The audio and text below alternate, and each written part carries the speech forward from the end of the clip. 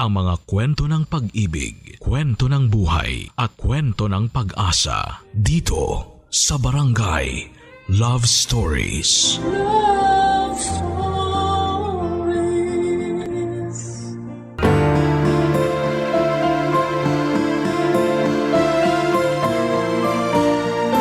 Maraming tao ang nanghuhusga base sa pisikal na anyo ng iba. Nakakalungkot mang isipin ngunit ito ang realidad ng ating lipunan. Ikaw kabarangay, ano ang una mong napapansin sa isang tao?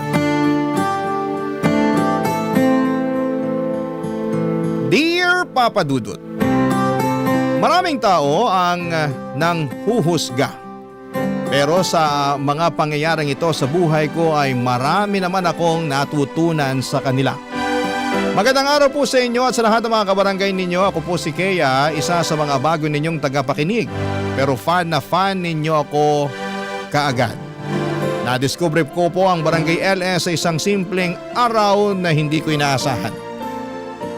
Habang namimili po ako sa isang palengke, napansin kong halos lahat ng mga tindera at tindero ay masayang nakikinig ng Barangay LS. At dahil doon ay na-curious na rin po ako at sinubukan ko kayong i-search sa Facebook. At simula noon ay hindi na po ko nagpapahuli sa pakikinig ng Barangay LS tuwing alas 12 ng tanghalian. Gusto ko rin pong ibahagi sa inyo ang isang personal na kwento. Hindi man ito madaling ikwento pero pakiramdam ko ay makakatulong ito sa ibang katulad kong dumaraan sa parehong karanasan. Simula bata pa lamang ako ay sobrang conscious na po talaga ako sa physical appearance ko. Sa totoo lang ay pakiramdam ko noon ay hindi ako maganda. Lagi kong naiisip na hindi ako katulad ng iba kong mga kaklase na mapuputi, matangkad, may matangos na ilong at may lahing mistisa o mistiso. Kasi ako naman ay simple lang, kulay kayumanggi, pandak at may ilong na pango. Palihim akong naiinggit sa kanila at minsan ay naiisip ko, bakit parang hindi ako pinagpala sa itsura. At dahil nga po sa mga insecurities na yon ay dumating ako sa punto na halos lahat ay sinubukan ko na. Whitening soaps, lotions, nose clips at kung ano-ano pa. Kapag may bagong produkto na sinasabing pampaganda ay sinusubukan ko kaagad. Umaasang baka ito na ang sagot sa kagustuhan ko na gumanda. At hindi ko maitatanggi dahil naging mas maputi naman ako sa pagdaan ng mga taon. Pero kahit papaano ay parang kulang pa rin. Ang ilong ko kahit na anong clip ang ilagay ko gabi-gabi ay hindi talaga tumataas. Kaya sabi ko sa sarili ko kapag nakaipon na ako ay magpapa-rhinoplasty talaga ako. Pero hanggat hindi pa kaya ng budget ay tiis-tiis muna sa mga over-the-counter na pampaganda. Pero kahit pa may mga pagbabago na sa physical kong anyo ay hindi pa rin ako ganong ka-confident. Sa tuwing tumitingin ako sa salamin, pakiramdam ko ay ang pangit-pangit ko pa rin. Hanggang sa dumating sa punto na naniwala na akong baka hindi na talaga ako magkakajowa, na baka hindi talaga ako karapat-dapat mahalin kasi hindi ako maganda. Pero nagkamali ako. Isang araw sa hindi ko inaasahang pagkakataon ay may nakilala akong lalaki sa isang dating site. Si Marco. Nagsimula po kami sa simpleng chat tapos ay palitan ng kwento hanggang sa unti-unti nang gumaan ang loob namin sa isa't isa. Hindi ko inakala na may taong magkakagusto sa akin.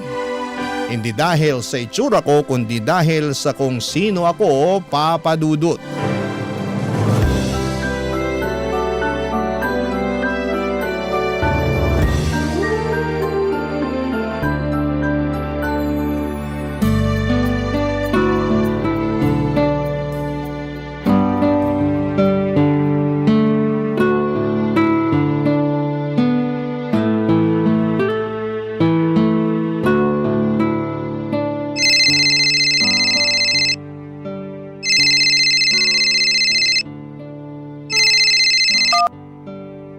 Hello?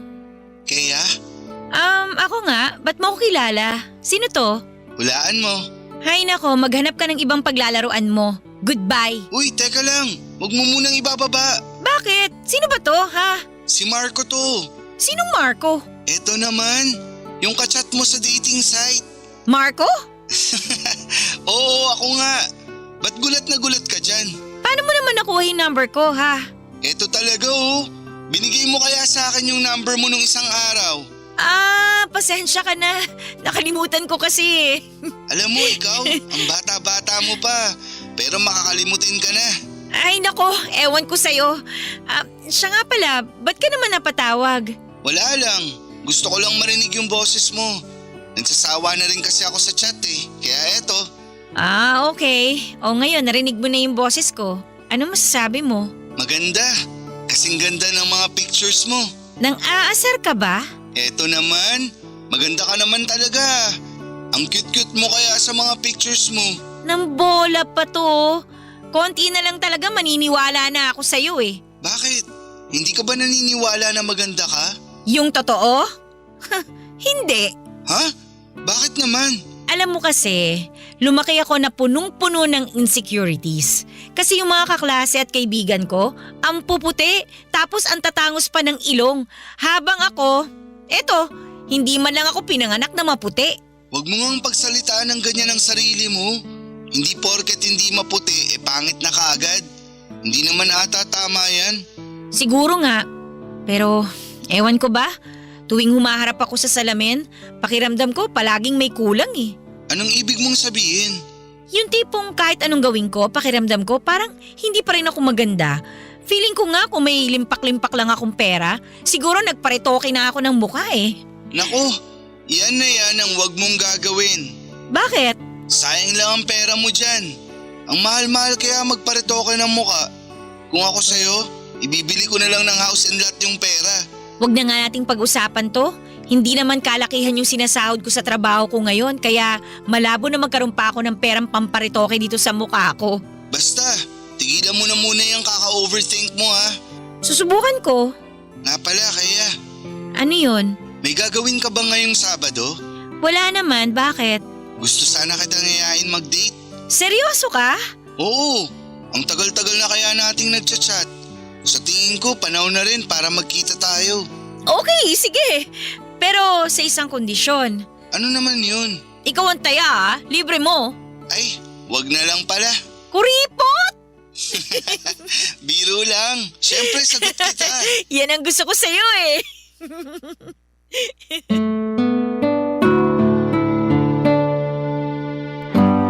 Papadudot na pagkasunduan namin ni Marco na magde-date kami sa isang restaurant sa BGC sa darating na Sabado. Sa totoo lang ay sobrang excited na ako. Parang gusto ko na ngang hilahin ang mga araw para lamang dumating agad ang araw ng Sabado. Gustong gusto ko na talaga siyang makita. Hindi ko maipaliwanag pero iba talaga yung saya na nararamdaman ko tuwing naiisip ko na makakasama ko na si Marco sa personal. Alam niyo po kahit na hindi ko talaga gusto ang itsura ko kahit madalas ko pang sabihin, ang sarili ko na hindi ako kagandahan ay iba talaga ang datingan ni Marco para sa akin. Kasi tuwing kausap ko siya kahit sa chat lamang o minsan sa tawag ay parang palagi niyang pinaparamdam sa akin na maganda ako, na cute daw ako. At minsan nga ay kinikilig pa siya sa mga simpleng selfie ko. Ewan ko ba? Hindi ko matukoy kung binobolo lamang ako ni Marco o talagang totoo na nagagandahan siya sa akin. Siguro'y ganon talaga. Kasi bilang mga tao, iba-iba tayo ng preference. At noong mga panahon na yon ay masasabi ko talaga na ako ang preference ni Marco. At habang hinihintay ko ang Sabado ay tuloy ako sa araw-araw kong trabaho. Mababa ang sahod, nakakapagod pero wala akong choice kundi ang kayanin ito. Pero habang ginagawa ko ang trabaho ko ay napaisip ako. Ganito na lang ba palagi? Paano ko matutupad ang mga pangarap ko kung hindi ko susubukang umasenso? Kaya palihim na akong naghanap ng ibang trabaho online. 1, 2, 3 at hindi ko na mabilang kung ilang application ang pinasa ko. Gabi-gabi ko yung ipinagdarasal na sana kahit sa isa lang sa mga kumpanya na yon ay matanggap ako. Gusto ko na talagang makapag-ipon para sa mga bagay na matagal ko nang pinapangarap. At isa na doon siyempre ang magparitoke ng mukha. At makalipas ang ilang araw ay dumating din ang pinakahihintay kong araw. Ang first date namin ni Marco sa BGC. Maaga akong gumising. Nag-ayos, naghanda ng outfit na ilang beses ko pang sinukat sa harapan ng salamin para siguraduhin na maayos akong tingnan. Medyo kabado ako pero mas nangingibabaw yung excitement. Pagdating ko sa restaurant sa BGC ay tumibok ng malakas ang puso ko. Huminga ako ng malalim bago pumasok. At pagpasok ko ay nakita ko kaagad si Marco na naka-formal attire pa. At sa totoo lang ay mas gwapo siya sa personal at parang biglang lumambot ang tuhod ko nang unang tingin ko pa lamang sa kanya ay nagwapuhan ako.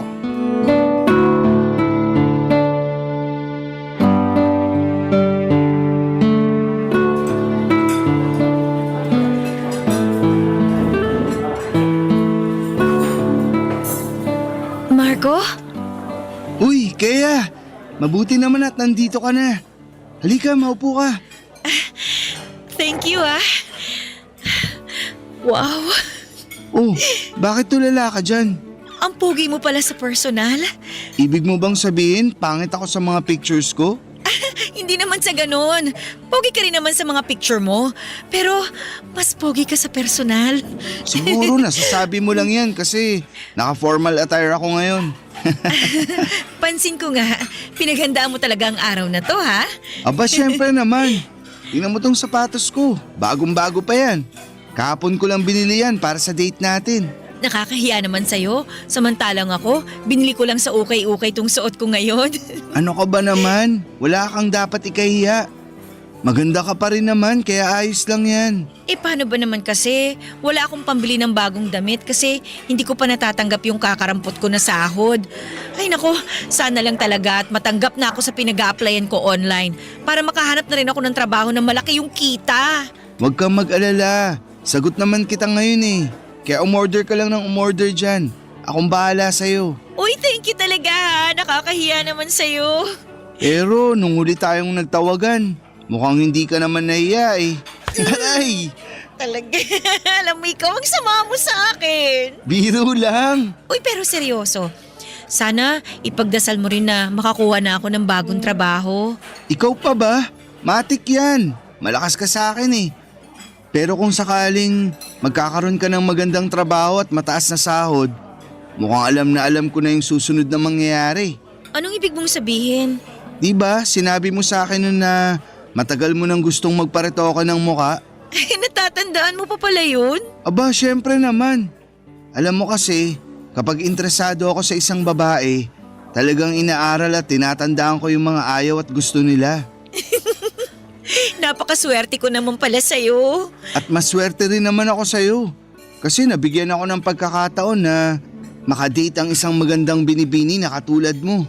Alam mo, tuwing sinasabihan mo ko ng maganda, feeling ko, nang aasar ka. Uy, hindi ah. Tiyosero ka ng taon ha? Pero seryoso, kung ako yung tatanungin mo, sa tingin ko hindi mo na kailangang magparetoke. Bola ka ng bola dyan. Nako, baka mamaya may iba ka na palang babae ha? Alam mo ikaw, napansin ko lang na panay ang pag-overthink mo. Pero di bali na lang, kasi cute ka naman kahit na nag-overthink ka eh. Huwag mong ibahin yung topic. Umamin ka. Siguro may iba kang chicks no? Eto talaga oh, paano mo naman nasabi yan? Ang galing mo kasing mambola eh. Tsaka magpakilig, grabe. Ay, dapat sa makalawa ko pa to sasabihin eh. Pero sa tingin ko, ito na yung pinakamagandang opportunity para sabihin ko sa'yo to. Ano yun? Kaya, pwede ba ako manligaw sa'yo? Tingnan mo nga yung sarili mo. Ang gara-gara ng suot mo. Hindi ka pa ba nanliligaw ng lagay na yan? Mas gusto ko kasi yung traditional na pamamaraan ng panliligaw eh. Ano ibig mo sabihin? Gusto kitang bigyan ng love letters, tapos gusto rin kitang haranain kahit sintonado ako. Yun ay kung papayag ka. Ang kapal naman siguro ng mukha ko kung tatanggihan pa kita.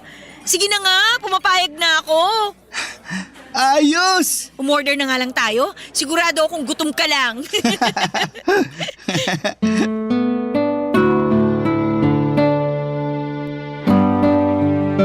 Tinotoo talaga ni Marco lahat ng mga pangako niya sa akin. Hindi lang siya puro salita at pinakita niya talaga sa gawa kung gaano niya ako kamahal. Araw-araw siyang nagpapadala ng love letter at halos gabi-gabi nasa labas siya ng apartment ko. Dala ang gitara at kinakantahan ako ng paborito kong awitin. Grabe. Hindi ko inakalang may lalaki palang katulad niya sa panahon ngayon. Yung marunong mag-effort, marunong manligaw at walang sawang pinaparamdam kung gaano kanya kamahal. Talagang naramdaman ko kung gaano ko kahalaga sa kanya at sa bawat sulat, sa bawat kanta, sa bawat simpleng gesture niya ay ramdam mo na totoo siya. At sino ba naman ang hindi mahuhulog sa ganon? Yung tipong kahit na hindi mo mahal ang sarili mo ay may isang taong paulit-ulit na pinapaalala sa iyo kung gaano ka kaganda, kabait at karapat-dapat na mahalin. Kaya hindi rin nagtagal ay sinagot ko na si Marco at sa wakas ay naging kami na. Sobrang saya ko noon, Papa Dudut. Parang lahat ng insecurities ko ay biglang nawala, lahat ng takot, lungkot at pagdududa ko sa sarili ko ay unti-unting napalitan ng saya. Tuwing kasama ko po si Marco, pakiramdam ko ay ang gaan ng mundo. Parang ang ganda-ganda ng buhay. At dahil naging maayos at matatag naman ang relasyon namin, nakapag-decide kaming magsama na sa isang bahay. Nag-live-in kami. At nung unay sobrang saya, masarap sa pakiramdam na gumigising sa umaga na katabi mo yung mahal mo. At natutulog ka sa gabi na may kayakap kang taong nagpapasaya sa iyo. Ang akala ko ay yun na talaga ang simula ng panghabang buhay naming kwento. Pero habang tumatagal ay unti-unti kong napapansin na may mga bagay pa pala akong hindi lubusang naiwan sa nakaraan. May mga sugat pa rin pala akong hindi pa tuluyang naghihilom. Mga alaala at takot na matagal ko nang tinatakbuhan. Hindi ko inakala na hahabulin pa rin ako ng mga bagay na akala ko, Papa Dudut, ay matagal ko nang nalampasan. Barangay Love Stories. Barangay Love Stories. Natanggap ako sa isang trabaho na inaplayan ko online, Papa Dudut. Mas mataas ang sahod kumpara sa dati kong trabaho. Kaya naman sobrang laking blessing talaga at sa wakas ay makakapag-ipon na ako. Hindi na ako masyadong mag-aalala sa budget at unti-unti ko nang nararamdaman na gumaganda na ang takbo ng buhay ko. Pero habang tumatagal ako sa bago kong trabaho ay napapansin ko rin na bumabalik na naman ang mga insecurities ko. Ang gaganda kasi ng mga katrabaho ko, mapuputi, makikinis, matatangkad at para silang mga artista o beauty queen. At minsan ay hindi ko maiwasang ikumpara ang sarili ko sa kanila. Habang mangha na mangha ako sa mga katrabaho ko, ang feeling ko naman sa sarili ko ay para akong ugly duckling. Na para akong yung before sa mga before and after pictures. Pero kahit na nakakaramdam ako ng ganito, pilit ko po itong nilalabanan.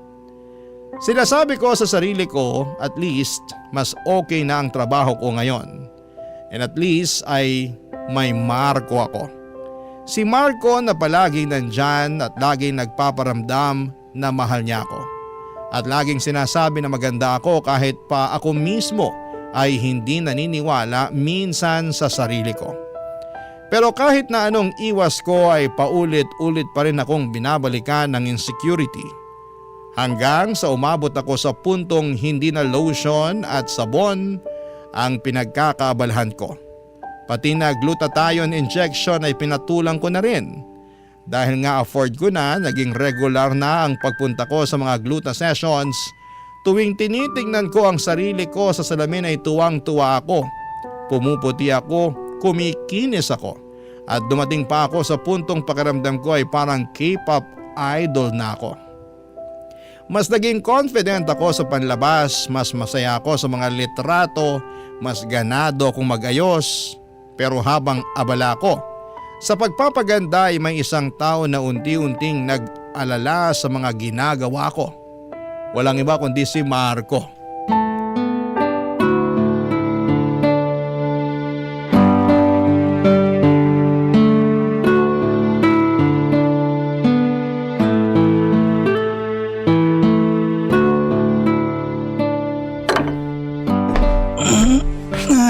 Ay babe, good morning! Nagluto na nga pala ako ng breakfast para sa'yo. Thank you, babe. Halika na, dali, umupo ka na dito para makakain ka na. Wait lang ha, ito yung tosino. Yan. Babe, Bakit? Ano yun? may tatanong ako sa'yo. Pero sana huwag kang magagalit ha. Ako tuloy tong kinakabahan sa'yo. Ano ba kasi yun? Napapansin ko kasi na habang tumatagal, para kang namumutla. May hindi ka ba sinasabi sa akin? Yung totoo, may tinatago ka bang sakit? Ano ka ba naman? Wala akong sakit! Kung ganun, ba't parang palagi kang namumutla? Ay, grabe naman siya oh. Ay, sige na nga, sasabihin ko na sa'yo. Nagpapagluta drip ako at nakakailang session na ako. Babe, I'm sorry. Ayaw kitang pangimasukan kasi may karapatan ka naman kung ano yung gusto mong gawin sa katawan mo. At sigurado ako na pera mo naman ang ginamit mo dyan. Kasi ni minsan hindi ka naman nanghingi sa akin. Kaso lang… Sandali lang. Medyo kinakabahan na ako dyan sa tono ng pananalita mo ha. Ano ba talagang gusto mong sabihin sa akin? Sige na, sasabihin ko na sa'yo. Wala naman ng saysay kung magpapaligoy-ligoy pa ako. Ay, sa tingin ko, hindi na nakakabuti sa'yo yung mga pinagagagawa mo. Anong ibig mong sabihin? Ang dami mong insecurities, babe. Halos gabi-gabi na lang, nilalagyan mo ng kimpit yung ilong mo. Tapos yung whitening soap sa CR, napapansin ko na rin na ang bilis-bilis na maubos. Tapos ngayon, ayan. At bakit? Kasalanan na ba ngayon na maging maganda? Hindi naman sa ganun yun. Yung sa akin lang naman, masyado ka nang nilalamon ng insecurities mo. Pasensya ka na ha. Kung ito lang naman yung paraang alam ko para maramdaman ko na maganda ako. Babe, concerned lang ako sa'yo. Yun lang yun. Pwes, kumain ka na lang dyan. Hindi ko kailangan ng concern mo. Eto naman. Babe, sorry na. Ewan ko sa'yo. Pangit mo. Huwag ka na magtampo sa akin. Alam mo namang hindi kita matitiis eh. Sana naisip mo yan bago mo ako pinakialaman at hinusgahan. Babe, hindi sa ganun yun. Yung sa akin lang naman, gusto ko na matanggap mo yung sarili mo. Kasi maganda ka naman eh.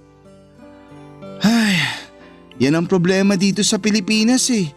Kung maputi ka, sasabihin maganda at artistahin ka. Pero kapag brown naman yung balat mo, sasabihin na pangit ka. Wag ka magpapadala sa colonial mentality ng bansa natin. Maniwala ka sa akin, babe. Maganda ka na. Siyempre sasabihin mo yan, boyfriend kita eh. Eto naman, wag mo ngang minamasama yung mga sinasabi ko sa'yo. Pero eto babe ha, alam kong magagalit ka sa susunod kong sasabihin. Pero sa tingin ko, oras na rin para malaman mo to. Ano na naman yan? Alam mo ba yung tungkol sa body dysmorphia disorder? Hindi. Ano yan? Napag-aralan kasi namin yan nung nasa college pa ako. Ay, isa yung kondisyon kung saan nakakaramdam ka ng matinding pagkabahala o stress sa physical appearance mo. Ang OA naman yan? Babe, talaga nangyayari yan. At sa tingin ko, mas makakabuti kung magpapatingin tayo sa isang psychiatrist. Ano? Para makasiguro lang. Hoy, ikaw ha? Sa dinami-dami ng sinabi mo, iisa lang naman yung tinutumbok mo eh. Nabaliw ako at nasisiraan na ako ng bait. Bakit? Ako lang ba yung nag-iisang babae sa mundo na concern sa physical appearance niya? Kaya nga ang dami-daming gumagamit ng makeup dyan, di ba? Para kahit papano, mas gumanda sila. So bakit pinamumukha mo sa akin na baliw ako porkit nagpapaganda ako? Maniwala ka sa akin. Gusto lang kitang tulungan. Wala akong intensyon na pagmukain kang baliw. Pero yun kasi yung lumalabas eh. Sa susunod kung wala kang magandang sasabihin, manahimik ka na lang. Babe, I'm sorry kung na-pressure kita na magpatingin sa psychiatrist. Please, ayoko ng away. Alam mo naman na hindi kita matitiis eh. Pasensya na rin kung sinungitan kita. Promise, hindi na kita pipilitin. Pero eto lang ang pinapangako ko sa'yo. Gagawin ko ang lahat para iparamdam sa'yo na hindi ka nag-iisa. Kung may gusto kang i-share sa akin, wag kang magdadalawang isip na kausapin ako ha. Andito lang ako para sa'yo. I love you, babe. I love you too. Sige na, kumain ka na dyan. Sabayan mo na ako, babe.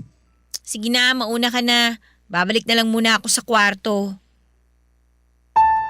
Sobrang nagtampo ako kay Marco noong araw na yon kasi pakiramdam ko ay pinagmumukha niya akong baliw. Para sa akin ay normal lang naman sa babae ang maging desperado sa kagustuhang gumanda. Hindi ba't likas sa aming mga babae ang pag-aayos ng sarili? Kaya hindi ko talaga maunawaan kung bakit siya biglang naging concerned at hindi ko maintindihan kung saan siya nanggagaling noon. Kung bakit siya natatakot o bakit siya nababahala. Kasi para sa akin normal at natural lang na gustuhin kong gumanda at maging mas presentable. Pero ang totoo niyan, Papa Dudut, habang tumatagal ay mas lalo lang lumalakas ang kagustuhan ko na magpa-rhinoplasty. Feeling ko talaga noon kapag tumaas na ang ilong ko, mag-iiba na ang hulma ng mukha ko. Baka sa wakas, darating na yung araw na makikita ko ang sarili ko sa salamin na hindi nandidiri. Na baka sa wakas, matutuldukan na ang lahat ng insecurities ko na dala-dala ko mula pagkabata. At yung mga taon na lagi akong kinukumpara sa iba. Pero habang hindi pa ako nakakapag-rhinoplasty ay napansin kong unti-unti kong nailalabas ang lahat ng insecurities ko sa ibang tao. Para bang sa tuwing may nakikita akong taong kontento sa sarili nila, lalo akong naiirita. Parang may salamin sa harapan ko na paulit-ulit lang na ipinapakita kung ano ang kulang sa akin. Hindi ko man sinasadya pero ang paghusga sa ibang tao ay naging paraan ko para pansamantalang makalimot sa sarili kong mga pagkukulang at insecurities. At unti-unti ay napansin na rin ito ni Marco. Tahimik man siya sa simula, ramdam kong nakikita na niya ang unti-unting pagbabagong nangyayari sa akin. Nakikita niya kung paano unti-unting napapalitan ng galit at hinanakit ang dati kong saya, Papa Dudut.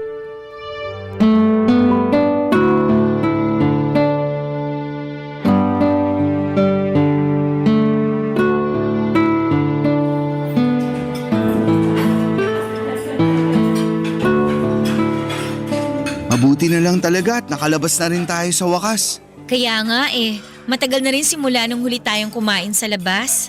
Ito ang menu. Mamili ka na ng gusto mong kainin. Uy, babe, nakikinig ka pa ba? Bakit ka tulala dyan? Tingnan mo yung customer sa kabilang table.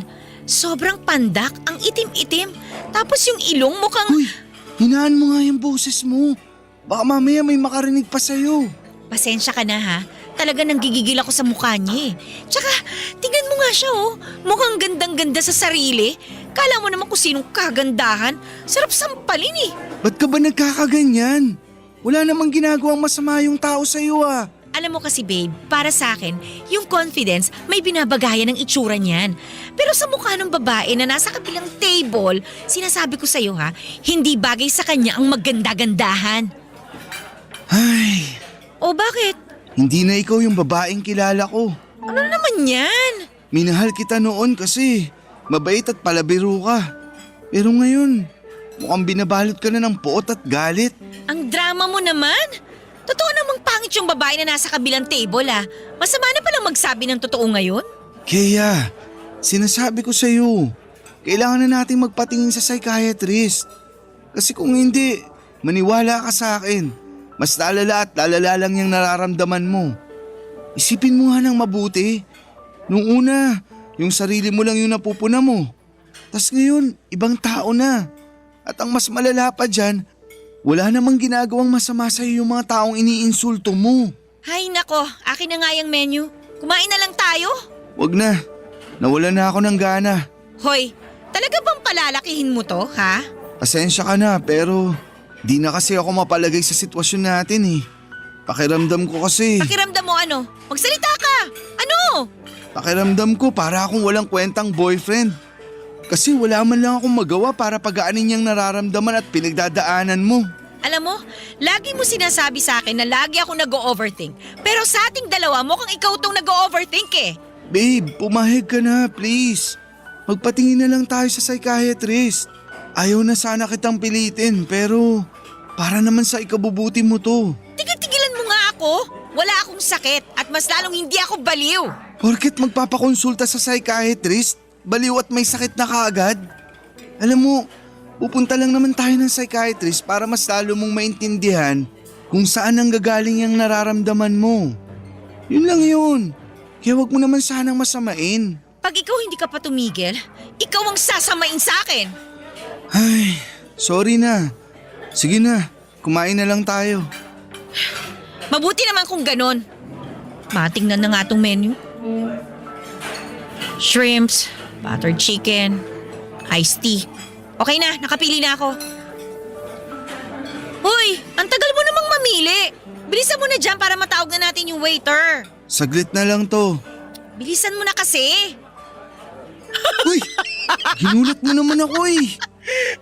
Ay, sorry. Ba't ka ba kasi tumatawa ha? Babe naman kasi. Tingnan mo yung mag-asawa na yun, oh. Oh, bakit? Mukha sila mag-asawang bulldog. At yung babae, tingnan mo, mukhang pilay. Kapag binamalas ka nga naman talaga, oo. Ang pangit na nga, baldado pa. Ay, Uy, teka. Uy, saan ka pupunta? gaano ka ba kamiserable para pagpiestahan mo yung misfortunes ng ibang tao ha? Kumalma ka nga, ano ka ba? Ayoko na kaya. Ha? Aalis na ako. At sa tingin ko, mas makakabuti kung... Sandali lang. Nakikipaghiwalay ka ba sa akin? Parang gano'n na nga. Ang babaw mo naman. Ang babaw mo. Sabihin mo na kung anong gusto mong sabihin. Pero makikipagbalikan lang ako sa'yo kung papayag ka na magpakonsulta tayo sa psychiatrist. Alam mo, rinding-rindi na ako sa psychiatrist na yan, ha? Palagi mo na lang pinapaalala sa akin na kailangan kong magpatingin sa psychiatrist. Kung gusto mo pumunta sa psychiatrist, huwag mo ko idadamay. Pumunta ka mag-isa mo. Uuwi na ako. Kukunin ko na yung mga gamit ko mamaya. Doon na muna ako sa apartment ng kaibigan kong matutulog pansamantala. Eh di umalis ka! Huwag ka na magpapakita sa akin kahit kailan!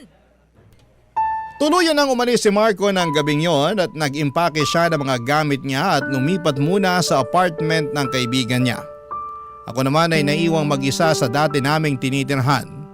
Yung kwartong dati puno ng tawa, kwentuhan at pagmamahalan ngayon ay tahimik at malamig na. Aminin ko po na sobrang sakit ng ginawa niyang paglayo, Papa Dudut.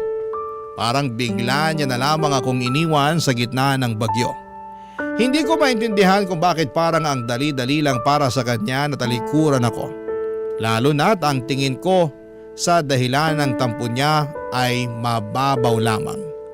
Pero sa halip na lamunin ako ng lungkot, pinilit kong buuin ulit ang sarili ko at hindi po yon madali pero sinubukan kong mag-focus sa mga bagay na gusto ko at kaya kong kontrolin. Pumasok ako sa trabaho ng mas maaga. Nagsipag ako ng husto at nagsimula akong mag-ipon para sa matagal ko ng gustong pangarap na magpa-rhinoplasty. Ang tagal ko nang pinapangarap yon at gagawin ko ang lahat para lamang matupad na rin sa wakas yung long time dream ko na yon. Ang totoo po niyan. Kayang-kaya ko pong ibenta yung kaluluwa ko para lamang magkapag-rhinoplasty. Pero habang binaplano ko ang lahat, doon ko na na-realize kung gaano talaga kamahal ang magpa-rhinoplasty. Akala ko ay sapat na ang naipon ko pero kulang pa rin pala. Malayo pa ako sa kabuang halaga na kailangan ko. At doon ko naramdaman na kahit na anong sipag ko ay parang hindi pa rin sapat. Paulit-ulit kong tinatanong ang sarili ko na gaano ba karaming sakripisyo ang kailangan kong pagdaanan at pagdadaanan para lamang maabot yung pangarap kong maging maganda. At sa sobrang kagustuhan kong matupad ang matagal ko ng pangarap, dumating ako sa puntong napagdesisyonan ko ang isang bagay na ni minsan ay hindi ko inakala na magagawa ko. Isang desisyon na alam kong babago sa takbo ng buhay ko, Papa Dudut. Barangay Love Stories. Barangay Love Stories. Binuksan ko ang laptop ko isang gabi habang nakaupo ako sa gilid ng kama at nagsimula akong manood ng mga rhinoplasty videos sa YouTube. Pero habang nagbabrowse ako ay napansin kong nakasave pa rin pala sa browser yung login credentials ni Marco sa online banking niya. At doon ko naalala na minsan niyang ginamit ang laptop ko para i-check yung savings account niya. At siguro'y hindi niya napansin na nakasave pala yung info niya. Kaya out of curiosity ay aaminin ko na naisipan kong i-check kung magkano na ang laman ng account niya. Pagkabukas ko ng account niya ay parang napako ako sa kinakapuan ko. Ang laki ng ipon ni Marco, mas malaki pa sa inaasahan ko. At doon pumasok sa isipan ko kung paano kong pagsamahin ko yung pera niya at yung naipon ko. Baka sapat na yon para sa matagal ko nang gustong rhinoplasty. Nag-aalinlangan ako ng matindi. Alam kong mali, hindi ko pera yon, pero sa kabila ng lahat ng ito ay sinabi ko sa sarili ko na kung talagang mahal pa rin ako ni Marco ay maiintindihan niya ako. At saka hindi ko naman ito gagamitin sa kalokohan. Para naman ito sa ikakabuti ko, sa ikagaganda ko at sa matagal ko ng pangarap. At sa bandang huli ay ginawa ko na ang bagay na buong buhay ko ay hindi ko inaakalang magagawa ko. Transfer ko ang malaking halaga ng pera mula sa account ni Marco papunta sa sarili kong bank account, Papa Dudut.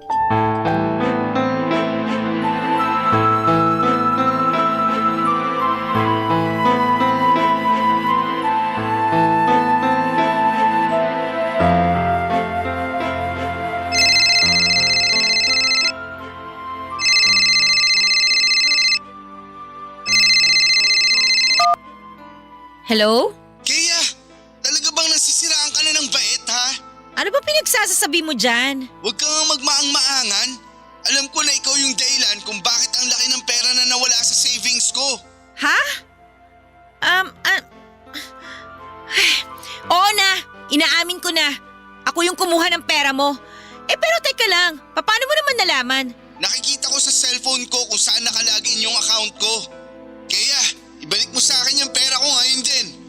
Pero kasi, kailangan ko yung pera eh. Pero promise, ibabalik ko rin naman sa'yo yun. Ano ba kasi ang paggagamitan mo ng pera ha? Basta, labas ka na doon. Pahiramin mo na lang kasi ako, hindi naman kita tatakbuhan eh. Hindi, tumigil ka. Ibalik mo sa bank account ko yung perang kinuha mo ngayon din.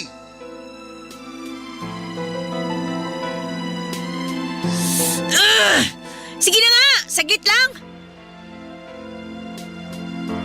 Tapos na ba? Oo, naibalik ko na sa account mo yung pera. Mabuti naman kung ganon. Hello? Uy, andyan ka pa ba?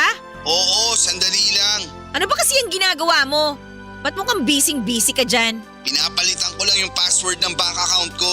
Alam mo ikaw, ang sama ng ugali mo, no? Wala ka na bang tiwala sa akin? Paano ba kita pagkakatiwalaan? Kinuha mo na nga yung pera ko nang walang permiso ko, di ba? Pero binalik ko naman sa'yo kagad, di ba? So anong pinuputok ng butsi mo dyan? Kaya, I'm sorry. Pero mukhang kailangan na nating tapusin to. Teka lang! Talaga bang nakikipaghiwalay ka na sa akin? Oo, kasi pagkatapos ng ginawa mo, mukhang hindi na kita kayang pagkatiwalaan. At hindi ko na rin alam kung ano pa ang pwede kong gawin para lang matulungan ka. Sobrang unfair mo naman sa akin. Bukod dun sa perang kinuha ko sa bank account mo, ano ba talaga naging kasalanan ko sa'yo? Wala kang naging kasalanan sa akin. Ang totoo niyan, kaya ako nagpapakalayo-layo kasi gusto ko makapag-isip ng maayos bago ako makipagbalikan sa'yo.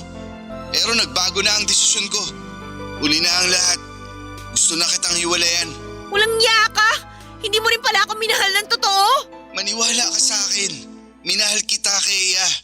Kaya nga ako nasasaktan tuwing unti-unti kang nilalamon ng body dysmorphia mo. Kasi mahal kita. Pero Hindi ko na kasi alam kung ano pa ang gagawin ko sa'yo. Ayaw mong aminin sa sarili mo na kailangan mo ng tulong. Tapos tinakawan mo pa ako ng pera. Nahihirapan na ako kay Iya. Hindi ko na alam ang gagawin ko. Pwes ako! Alam na alam ko kung anong nararapat mong gawin. Magpakalayo-layo ka at wag ka na magpaparamdam sa akin kahit na kailan. Napakadamot mo. Simpleng hiling lang, hindi mo pa ako mapagbigyan. Pero di bali na lang.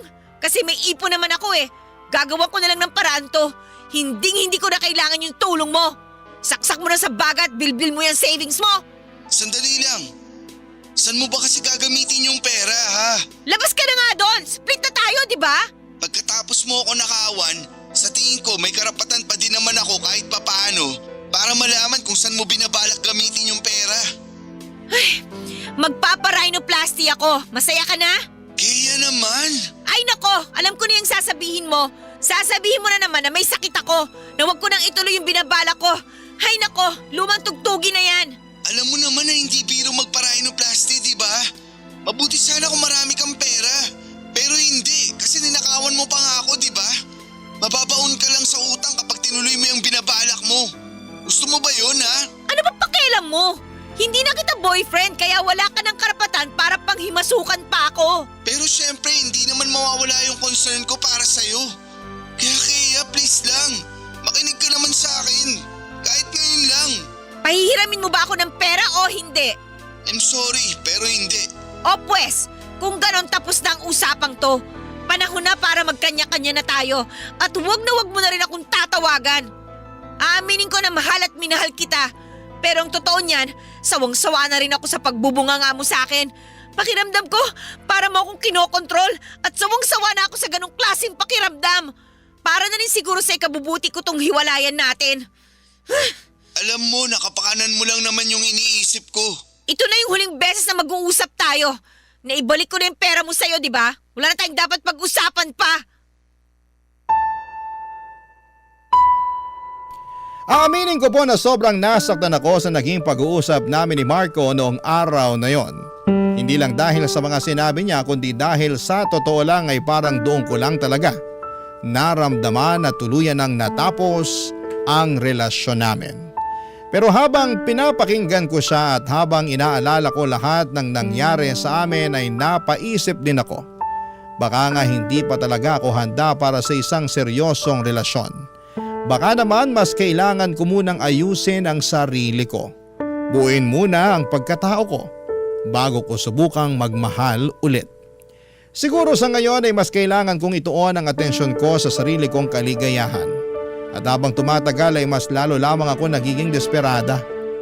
Parang pakiramdam ko, hindi ako makakausad hanggat hindi ko nakikita sa salamin ang bagong ako. Kaya nagsimula akong maghanap ng ibang options. Nag-scroll ako sa Facebook at nag-join sa mga beauty and aesthetics groups. At doon ko nakita ang isang clinic na nag-aalok ng rhinoplasty sa napakamurang halaga. Sa sobrang mura ay halos kalahati lang ng regular na presyo ang inaalok nila. Agad kong tinignan ang page nila at binasa ang mga reviews. At sa totoo lang ay kahit may halong duda, naisipan ko na baka eto na talaga ang pagkakataon ko para gumanda sa presyong abot kaya. Kahit may kaunting kaba, talagang nagdesisyon ako. Pinaghandaan ko ang lahat at nag-file ako ng 1-month leave sa trabaho. Inayos ko lahat ng requirements at sinimulan ko na ang proseso ng pagpapa-rhinoplasty sa mas murang klinik. Dala ko ang pag-asang kapag natapos ito ay matutupad na rin ang matagal ko nang pinapangarap. Ang maging masaya sa tuwing haharap ako sa salamin. Pero parang sinampal ako ng tadhana. Kasi sa una, goods na goods pa ang itsura ng ilong ko. Maganda, maayos ang hubog at pakiramdam ko ay eto na talaga ang simula ng bagong ako. Akala ko ay natupad na sa wakas ang matagal ko nang pinapangarap. Pero habang lumilipas sa mga araw ay unti-unti kong napapansin na may kakaiba nang nangyayari. Namamagana yung ilong ko at imbis na gumanda ay parang lalong nagkakaproblema. At sa bawat araw na lumilipas ay mas lalo akong nakakaramdam ng kirot. At parang unti-unti na ring nabubura yung konting kasiyahang nararamdaman ko noong una. at napapalitan po ito ng takot, kaba at ng pagsisisi.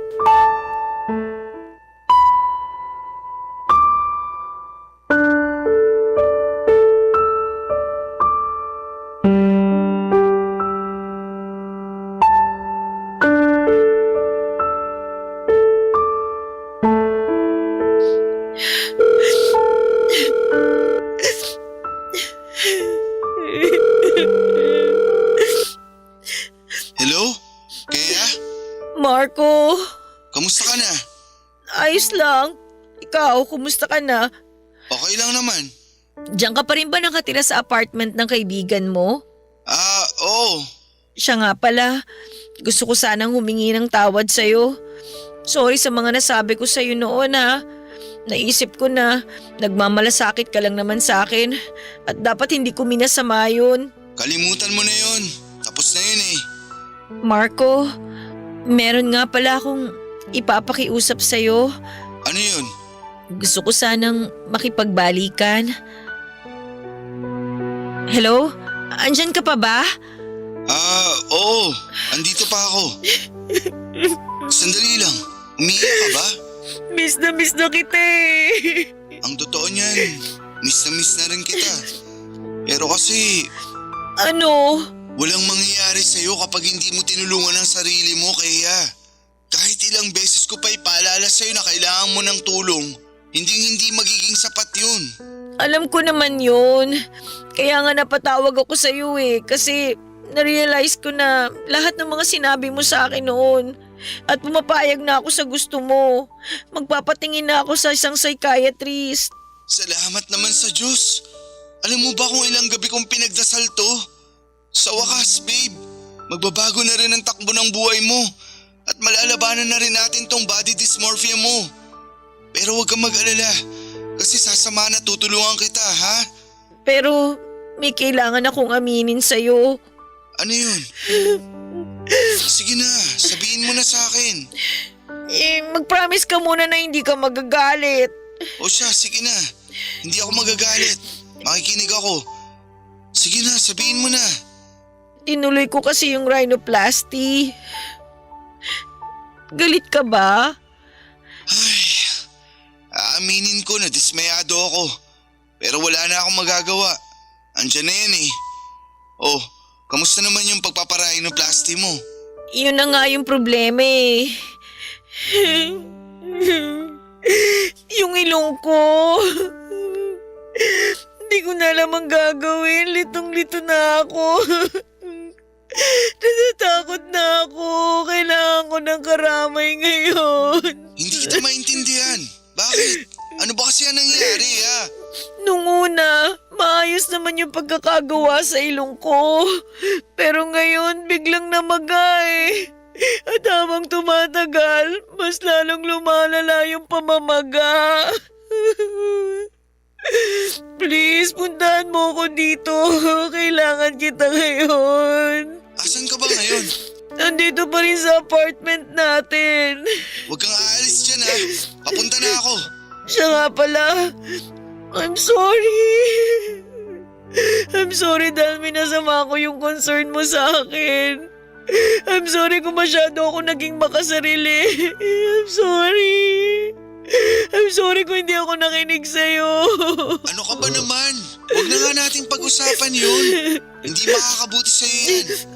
Alam mo, totoo niyan. Gusto na sana kitang iwalayin eh. Pero habang lumilipas sa mga panahon, mas lalo kong nare-realize na mahal pa rin kita. At hindi ko kakayanin kung may masamang mangyari sa'yo. Mahal na mahal din kita. I'm sorry, please. Huwag na huwag mo akong iiwan. Pangako, hindi na kita iiwan. Aray, ang sakit. Ayos ka lang? Ano nangyayari sa'yo ha? Huwag kang mag-alala. Pagdating ko dyan, pupunta na tayo ng ospital, okay? Babe, thank you talaga. Pero please lang, bilisan mo na. Parang mahihimatay na ako sa sobrang sakit. Dumating si Marco sa apartment ko noong mismong araw na yon at nakita niya kaagad ang kalagayan ko. na halos hindi na ako makatayo sa sakit. Namamagana ng sobra ang ilong ko at ramdam ko na parang may kumikirot sa loob. Hindi na siya nagtanong pa at agad niya akong dinala sa ospital. Mabuti na lamang at naagapan yung impeksyon pero hindi rin naging madali ang lahat. Nagkaroon ng kaunting deformity ang ilong ko at hanggang ngayon ay kailangan ko pang bumalik sa ospital para masiguradong tuluyan na itong maghilom. At imbes na gumanda ako ay mas lalo lamang akong pumangit at may mga oras na nagsusuot na lamang ako ng face mask para hindi makita ng mga tao ang deformity ng ilong ko. Mahirap, nakakapagod at minsan ay naiiyak na lamang ako kapag naaalala ko ang lahat ng pinagdaanan ko. Lahat ng tiniis ko para lamang sa kagustuhan kong gumanda pero wala na akong magagawa kasi nangyari na. At makalipas nga ang ilang buwan ay nagsimula na akong magpatingin sa isang psychiatrist. Doon ay nakumpirma na may pinagdadaanan ako. At hanggang ngayon ay patuloy pa rin ako sa therapy at dahan-dahan ko na ring natutunan kung paano tanggapin ang sarili ko.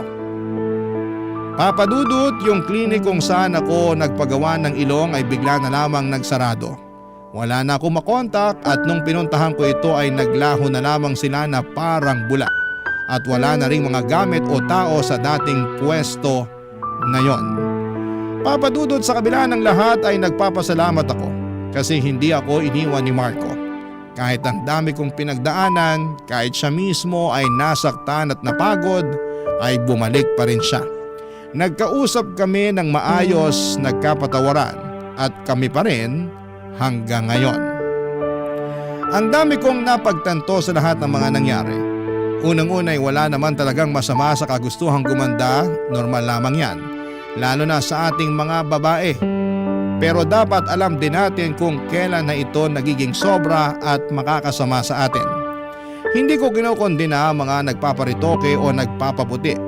Dumaan din ako sa ganoon at alam kong malaking tulong ito para sa iba sa pagpapalakas ng loob at tiwala sa kanilang sarili.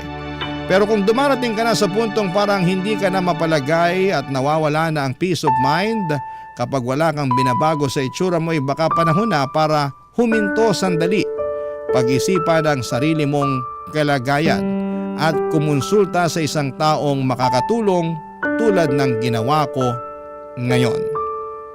Higit sa lahat ay natutunan ko rin po na hindi talaga dapat tayo humusga base lamang sa itsura. Aaminin ko na may mga panahong naging mapanghusga ako. Lalo na sa mga taong confident sa sarili kahit na hindi sila pasado sa standards ko noon. Ayaw ko mang aminin ito pero minsan ay naiisip ko na baka yung nangyari sa ilong ko ay ang nagsilbing karma sa mga taong hinusgahan at nilait ko dati. Pero wala na akong magagawa kung hindi ang tanggapin ang katotohanan na hindi na babalik sa dati ang itsura ko. At habang sinusulat ko po ito, umaasa ako na mas maraming makakaintindi sa kwento ko kesa ang manghusga. Maraming salamat po, ang inyong kapuso at kabarangay forever, Kea. Ano ang masasabi mo sa ating Barangay Love Stories today? Aabangan namin yan sa aming comment section. Barangay Love Stories. Love Stories. Ang mga taong binikis ng kasal ay hindi mapaghihiwalay ng mga suliranin, lalo kung hindi hahayaan ng mag-asawa na masira ang relasyon nila. Pero minsan ay may mga kasal na sa pananatili mo rito ay ikaw na mismo ang masasakal. Ikaw, kabarangay, gaano ka kahandang tiisin na makisama para lamang hindi masira ang inyong pamilya?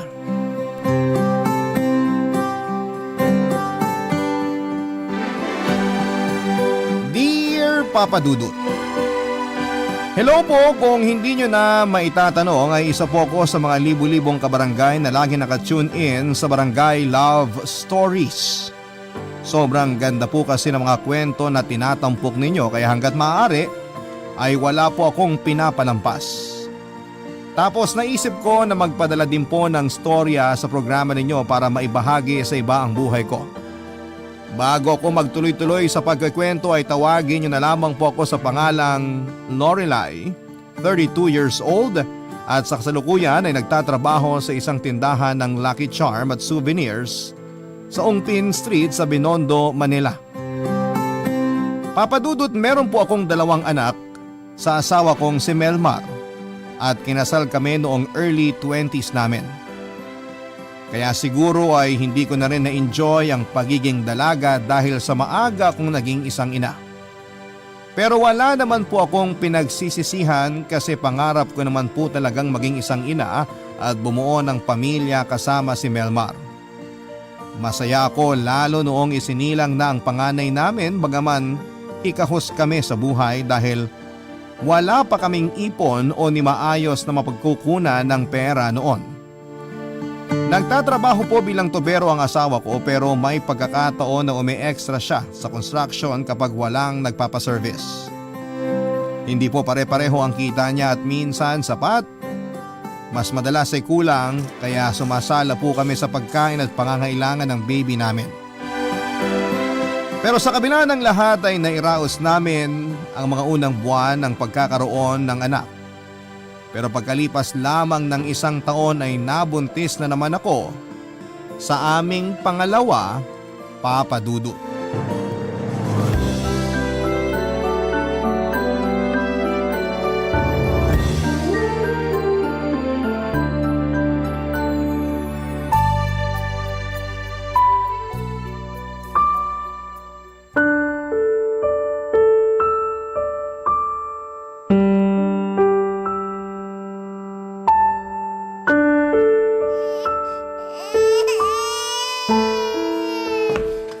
Aray ko! Ay, sakit ng balakang ko. Melmar! Hindi mo ba naririnig yung anak natin? Kanina pa umiiyak ko. Kakabagin na yan. Hoy, Melmar! Intik ka, naka-earphone ka palang mokong ka. Aray! Anak ka ng teteng naman, Lorelai. Bakit mo ako binatukan? Sa lakas ng batok mo, Tahan na, nalaglag tuloy anak. isang earphone ko. Nandito na si Mama. Pag dito bumana, yari ka talaga sa akin. Ang daming ganyan sa Divisoria. Bumili ka ng sangtusena, ilaga mo tapos iulam mo sa kanin. Ang dami mong sinasabi. Yung sinabi ko bago kita binatukan, naiintindihan mo ba? Sige, uulitin ko para sa'yo. Sabi ko, kanina pa ngawa ng ngawa tong anak mo sa tabi mo pero hindi mo pinapansin. Paano? Basic ka na naman kaka-cellphone. Baka bintang ka naman. Ngayon lang ako umako ng cellphone. Saka mali ko ba dyan sa anak mo? Bigla na lang umiyak. Kanina, naglalaro lang naman siya mag-isa dyan. Nakuha mo pa mga tuwira ng ganyan samantalang dapat mas iniintindi mo ang anak mo kaysa sa ibang bagay. Tignan mo, kailangan ko patuloy bumangon para lang puntahan si baby. Kita mong nahihirapan ako maglakad dahil ang laki na ng tiyan ko. Napaka-irresponsable mo talagang tao ka. Ako pa talaga responsable dito?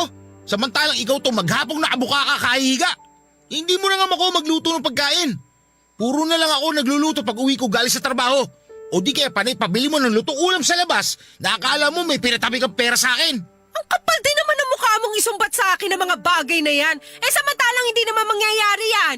Kung di mo ako agad binuntis ulit. Pag-iisang taon pa lang ang panganay natin tapos magkaka-baby na ulit tayo. Para ka kasing kuneho. Bakit ka nagre-reklamo? Nasarapan ka rin naman ah. Sira pala ulo mo eh. Mas siraulo ka. Alam mo, napakasama ng ugali mo. Hindi ko naman ginusto na mabuntis agad pero tinanggap ko yon dahil anak pa rin natin ang dinadala ko. Ang gusto ko lang naman, Melmar, tulungan mo ako. Lalo ngayon nahirap akong pagsabayin ng pagiging nanay sa panganay natin at pagbabuntis ko. Tapos gusto mo pang intindihin kita? Inutil ka ba? Hindi mo ba kaya pagluto sarili mo? Kailangan laging ako? Naku, yan ka na naman sa linyahan mong yan. Baka pag may nakarinig sa'yo ng mga kapitbahay natin, isipin inaapi ka. Ano, ikaw lagi bida? Tapos ako kontrabida? Sige na, lagi na akong masama, ikaw na mabait. Sa sobrang bait mo, buti buhay ka pa. Ganun ah? Rico, bakit mo na naman ako binatukan? Kung tapusin na kita na magkita na kay nagtsuhi mong si Satanas, ano? Gusto mo? Paano mo nasasabi sa akin yung mga yan nang hindi man lang kinikilabutan? Asawa pa talaga kita? Kala mo siya hindi nagsasalita na masasakit. Hoy Lorelai, huwag ka nga magmalinis. Ikaw nga nananakit ka pa eh. Tapos kung umasta ka, kala mo santo ka na hindi nagkakasala. Kapal mo! Hindi ako nagmamalinis. Sinasabi ko lang ang totoo. Tsaka sinong hindi mapipikon sa mga pinagsasasabi mo? Gusto mo bang lumaki ang mga anak mo na ganyan na makikita nila sa'yo? Gusto mo ba talagang ikahiya nila na ikaw ang tatay nila paglaki nila? Matagal pa yon. Di pa nga nakakalakad yung panganay natin. Tapos nasa tiyan mo pa lang yung pangalawa. Masyado mo naman pinangungunahan ng lahat. Ay naku, Melmar! Hindi ko na talaga alam ang gagawin ko sa'yo! Ang sakit mo sa ulo! Lalo lang ako nai-stress sa'yo, buwisit ka! O ayan! Kita mo? Pati anak natin sumang-ayon sa akin! Tahan na, anak! Halika, kargahin ka ni Mama. Tara, doon na lang tayo sa kwarto. Ayoko makitang mukha ng tatay mong ulupong. Nasusuka ako! Hoy! Magluto ka muna ng hapunan natin! Bahala ka sa buhay mo! Kainin mo yung cellphone mo! Ang sabi ng matatanda, mas makikilala mo raw ang isang tao kapag nakasama mo na ito sa iisang bubong. Tama po yun dahil sa loob ng isang taon namin ni Melmar bilang mag-asawa at magkasama, sa nirerentahan naming maliit na kwarto ay napansin ko na po na ubod ng tamad sa mga gawaing bahay ang mister ko. Hindi lang yon, napakakalat din niya. Yung mga umog niyang damit, ultimo brief na sinusuot niya ay basta na lamang niyang iniiwanan sa kung saan saan. At ako pa talaga ang dadampot para ilagay sa labahan namin. Bukod doon ay kapag wala siyang service ay palagi ko lang siyang nakikitang nakatambay sa sala namin at nanonood ng TV o di kaya ay nagsi-cellphone. Papadudot ni hindi siya nagluluto ng pagkain namin at ako pa talaga ang kailangang lumabas para mamalengke para may makain kami.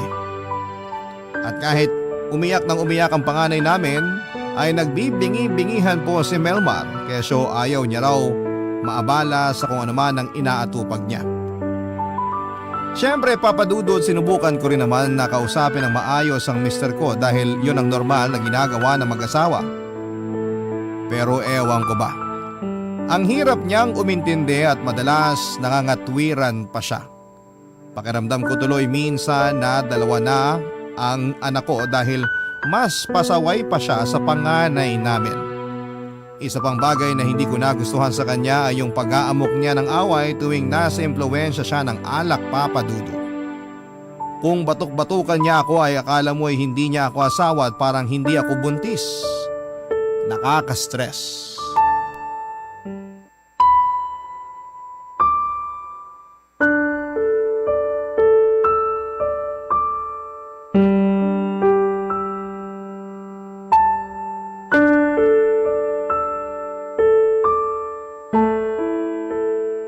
Tagay pa! Melmar, ano ba? Wala ka na sa inuman, nasa bahay ka na. Ha? Ano nangyari yun? Bumili pa ng 1 litro ang kumpare ko. Iinom pa kami. Wala nang bumili dahil lahat kayo lasing na. Kung hindi pa ako sinabihan ng kapitbahay na hinahalikan mo na raw ang simento dahil sa kalasingan, hindi ko pa malalaman na nakikipag-inuman ka na namang abnormal ka. Akala ko pa pupunta ka lang sa lamay. Bakit may inuman? Nabuhay yung patay kaya may painom. Baliw! Ang tulis ng buto mo sa kamay, impacta ka! Nagsinungaling ka na nga sa akin tapos pinipiloso mo pa ako. Alam mo bang alalang-alala ko kung nasan ka na? Hindi ko pa maiwan ang anak natin kasi walang magbabantay. Buti ka mo na pakiusapan ko ang kapitbahay natin para samahan ang panganay mo. Tapos hinanap kita. Bakit ka ba kasi nagpakalasing ng ganyan? Happy-happy lang naman. Happy-happy? Ay ipapaalala ko lang sa'yo na nung isang gabi, kulang na lang gumapang ka sa kalsada para lang makauwi sa bahay natin. Tapos amoy suka ka pang buwisit ka. Hirap na hirap ako noong asikasuhin ka dahil masahol ka pa sa sanggol. Hindi ka man lang naawa sa akin. Mapapaga ang panganganak ko sa'yo ng damukol ka. Dapat kasi hinayaan mo na lang ako matulog sa kalsada nun kung isusubat mo lang sa akin ang pag-asikaso mo. Parang di mo ako asawa. Nagtataka talaga ako kung bakit ganyan ang trato mo sa akin. Kaya inggit na inggit ako sa mga kumpare ko kasi mababait ang mga misis nila. Samantalang yung sa akin, Parang bruha! Kapal talaga ng mukha mo! Kung ganyan ang tingin mo sa akin, pwes, mas masahol pa dyan ang tingin ko sa'yo. Ang malas ko na ikaw pa ang naging asawa ko! Ano sabi mo? Pakiulit nga! Aray! O ano? Masarap bang mabatukan? Eh di naranasan mo na rin na hindi masayang nababatukang lintik ka. Tumigil ka na! Pinagsasabihan lang kita! Pinagsasabihan na may kasamang pangiinsulto. Tama ba yon, ha? Kung hindi ka kasi ganyang klase ng tao, sana hindi rin ako magbubunga nga ng ganito. Kung responsable ka lang sanang tatay, hindi tayo lagi mag-aaway. Kaso hindi! Mas inuuna mo pang ibang tao kaysa sa sarili mong pamilya? Ano lang ba kami ng anak mo rito, estatwa? Ano lang ba ako sa bahay na to? Katulong mo? Ang swerte mo naman yata! Pinipikon mo talaga kung babae ka. Di ka ba talaga titigil kakaputak? Paduduguin ko na yung bibig mo. Pinagli ka ba sa puwet ng manok? Gabing-gabi na, nagbubunga nga ka pa. Matulog ka na nga. Baka hindi kita matansya. Naaalibadbaran na ako sa kakatalak mo. Tatalakan talaga kita kasi hindi ka makaintindi. Kailangan kasi ulit-ulitin para maintindihan yung utak mong biya. Sobra ka na. Gusto mo yata talaga magmumog ng sarili mong ngipin, no?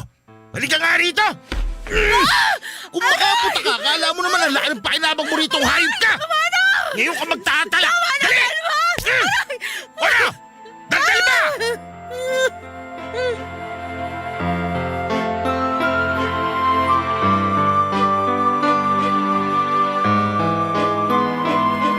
Inggit na inggit po ako sa mga babae na mahal ng kanilang mga mister. Kasi si Melmar kahit na hindi pa nagtatagal simula nang ikasal kami ay pakaramdam ko po ay nagbago na't nawala na ang amor sa akin ng asawa ko, Papa Dudut. Siguro dahil na rin sa edad at palibasa ay pareho kaming maagang naging magulang, pero bakit ako? Niyakap ko naman po ang pagiging nanay matapos naming magkaanak. Pero bakit siya ay hindi niya magawang isakripisyo ang kalayaan niya at madalas siyang magbuhay binata? Ganon ba talaga ka-unfair ang kapalaran dahil pakiramdam ko ay mag-isa lamang akong nagtataguyod ng pamilya namin? Akala ko katulad ng mga napapanood sa pelikula o nababasa sa nobela ang pag-aasawa. Yung bang perpekto at mahal na mahal nila ang isa't isa. Kaso iba pala sa tunay na buhay, Papa Dudut. May mga sitwasyon na malayong malayo sa mga telepantasyang alam ko dahil ang totoo ay mas mahirap at mas masalimuot ang buhay may asawa. Ang akala ko noon kapag kinasal ako sa lalaking mamahalin ko habang buhay ay magiging masaya na ako. Pero bakit pakiramdam ko ay nakatali ako sa taong hindi na magbabago para sa kakabuti ng pamilya namin at puro sarili lamang ang iniintindi. Papa Dudut, sakal na po ako sa kasal namin ni Melmar at gusto ko na siyang hiwalayan. Barangay Love Stories. Barangay Love Stories. Siyempre hindi po ako pwedeng magpadaig sa emosyon ko at gumawa ng bagay na posible kong pagsisihan sa dulo. Kaya nga kahit sakal na ako sa kasal namin ni Melmar at sa pakikisama sa kanya ay tiniis ko po yun hanggang sa makapanganak ako, Papa Dudut. Umasa po ako na sa pagdating ng bunso namin ay mas magiging responsableng tatay si Melmar na kahit papaano ay babawas-bawasan niya ang pagiging buhay binata dahil dalawa na ang anak namin. Kaso umasa lamang ako sa wala dahil nagkamali ako, Papa Dudut. Kung tamad na si Melmar sa loob ng bahay namin, mas lalo siyang naging tamad. Hirap na akong intindihin ang pamilya namin, alagaan ng dalawa naming anak at pagsilbihan ang mister ko na walang kusa at palaging pinagsasabihan. Hindi ko po alam kung saan ako nagkulang, kakapaalala sa kanya ng mga bagay-bagay na dahilan pa nga ng aming madalas na pag-aaway. Ayoko po na lumaking walang kinikilalang tatay ang mga anak ko, Papa Dudut. Kaya kahit paulit-ulit akong binigo ni Melmar ay hindi ko pa rin siya sinukuan. Inunawa ko po ang ugali ng mister ko at ako ang nag-a-adjust kung kinakailangan. Ayoko na rin kasi na nag-aaway kami dahil hindi magandang kalakhan ng mga anak namin ang ganong uri ng sambahayan. Tuwing gabi bago ako matulog ay palagi po akong nagdarasal sa Diyos na sana ay hipuin niya ang puso ng mister ko para maging responsableng tatay at padre di pamilya para sa amin. Hindi ko naman po kailangan ng perpektong lalaki, matagal ko nang isinantabi ang konseptong yan dahil walang ganon sa tunay na buhay. Sapat na sa akin yung mabait, marespeto at masipag. Pero kahit isa sa mga yon ay walang-wala sa mister ko, Papa Dudut. Kapag po may pagkakataon na hindi ko na kaya ang sitwasyon, nakakahanap ako ng kapanatagan at kaluwagan ng dibdib kapag dumadalaw kami ng mga anak ko sa bahay ng Lola Janet ko na siyang madalas kong puntahan noong kabataan ko, Papa Dudut.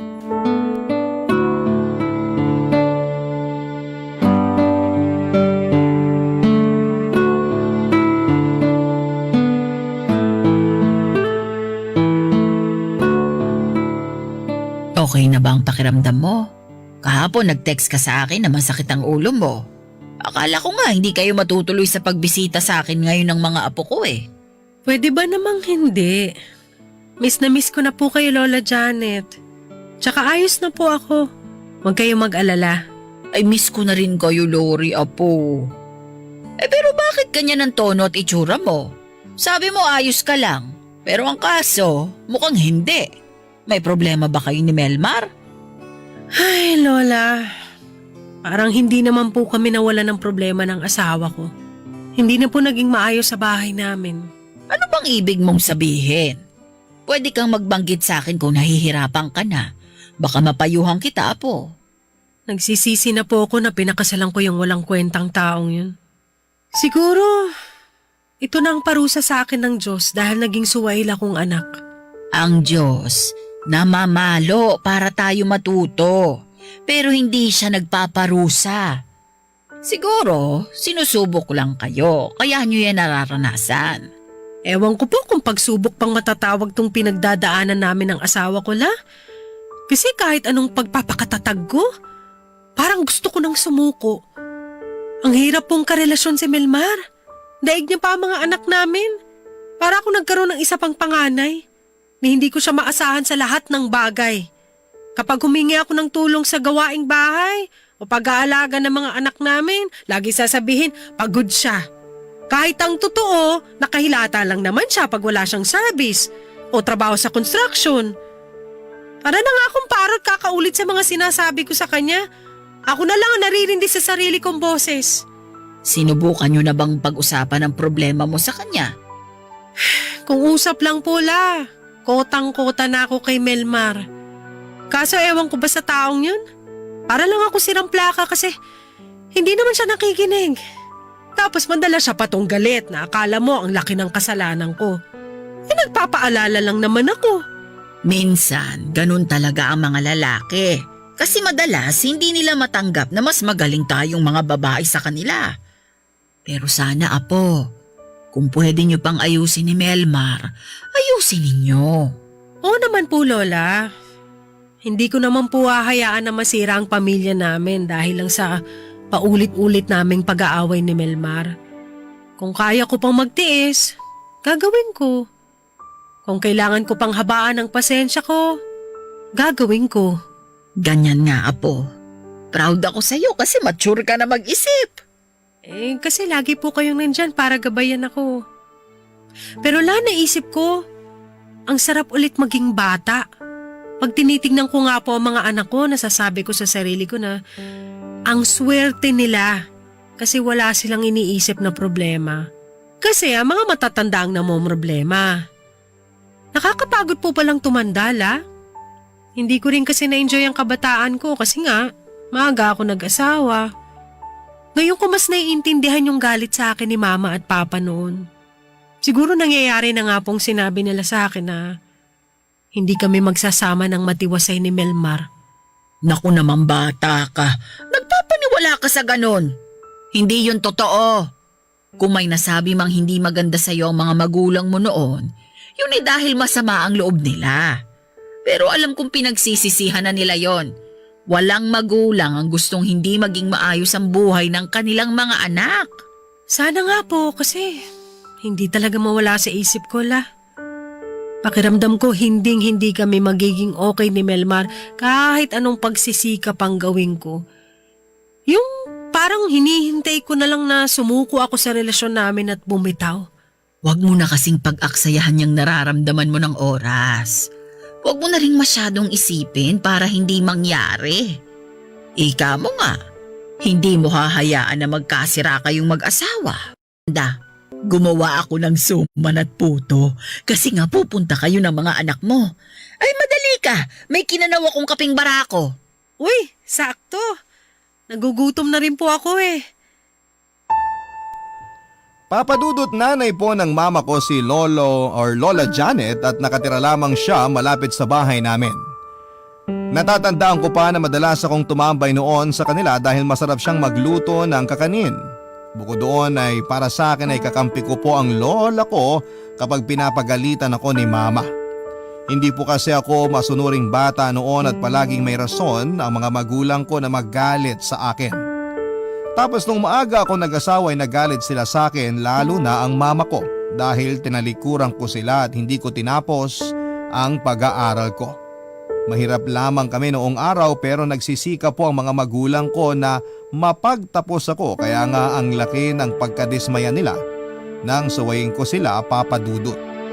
Tandang-tanda ko pa ang sinabi sa akin noon ni mama na hindi raw kami magsasama ng matiwasay ni Melmar dahil sa pagiging makasarili naming dalawa. Bilang anak ay masakit para sa akin na isumpa ng mismong mga magulang ko. Kaya nga nang magkaroon ng komplikasyon ang pagsasama namin ng asawa ko ay naisip ko na marahil iyon ang katuparan ng sinabi nila sa akin na hindi kami magsasama ng matiwasay. Siyempre binanggit ko po yon kay Melmar bago kami ikasal pero hindi siya naniwala roon at pinangakong hindi yon mangyayari. Kaya lang dahil sa takbo ng aming relasyon ay hindi ko na alam kung paano pa maniniwala sa mga pangako niyang napako na papadudot. Buti na lamang dahil nakakausap ko ang lola ko at napapayuhan niya ako ng mga bagay-bagay tungkol sa pag-aasawa. Sa bagay kumbaga sa binhi ay mura pa lamang ang pagsasama namin ni Melmar at malamang na sinusubok lamang kami kaya importante na manindigan kami sa pangako naming magsasama. Sa hirap man at sa ginhawa. Kaso ewan ko ba, kung kailan kasi nagkakaroon ako ng kaunting katiwasayan sa dibdib ay palagi po kaming binabato ng mga pagsubok sa pamilya at relasyon namin ng asawa ko. At isa na siguro sa pinakamalaking dagok na pinagdaanan namin ni Melmar ay yung nambabae siya, papadudot.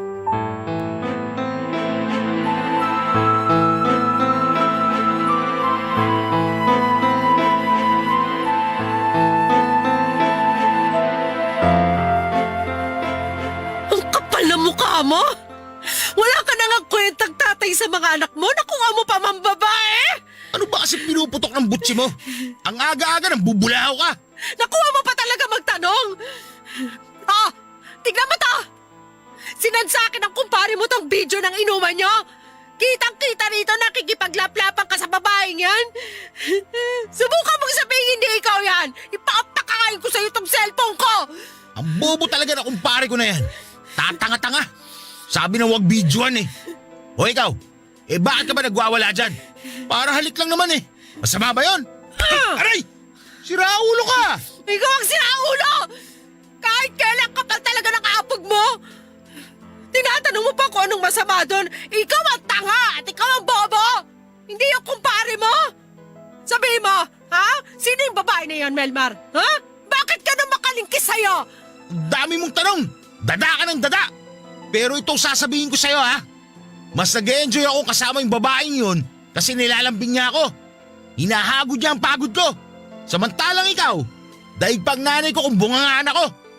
Hindi ka na ba titigil kaangal-ngal ha, Lorelai? Naririndi na ako sa'yo. Hindi ako magkakaganito kung sana may kwentang tao ka. Napakawalang niya mo. Lagi mo na lang hindi iniisip ang mararamdaman ko.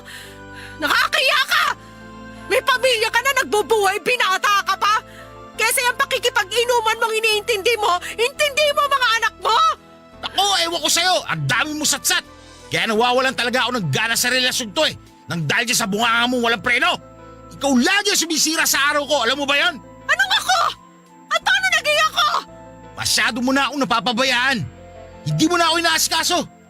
Hindi mo ba napapansin na mas madalas akong wala at kasamang tropa ko? Kasi sila masaya ka banding. Samantalang kayo ng mga anak natin, lagi na lang pinapasakit ang ulo ko.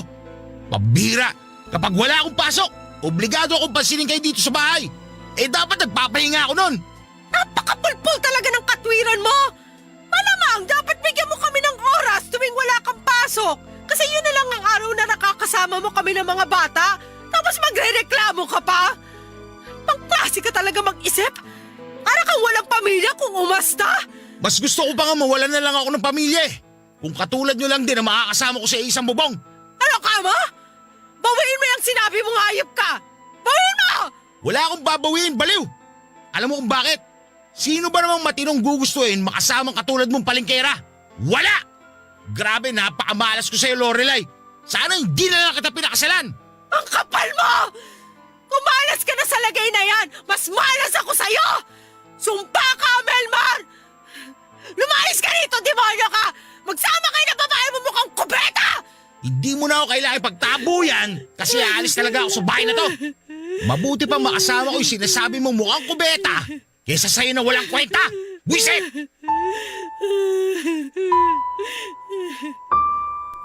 Hindi ko po alam kung ano ang mararamdaman ko bukod sa pagkasuklam sa lalaking mahal at pinakasalan ko, Papa Dudut.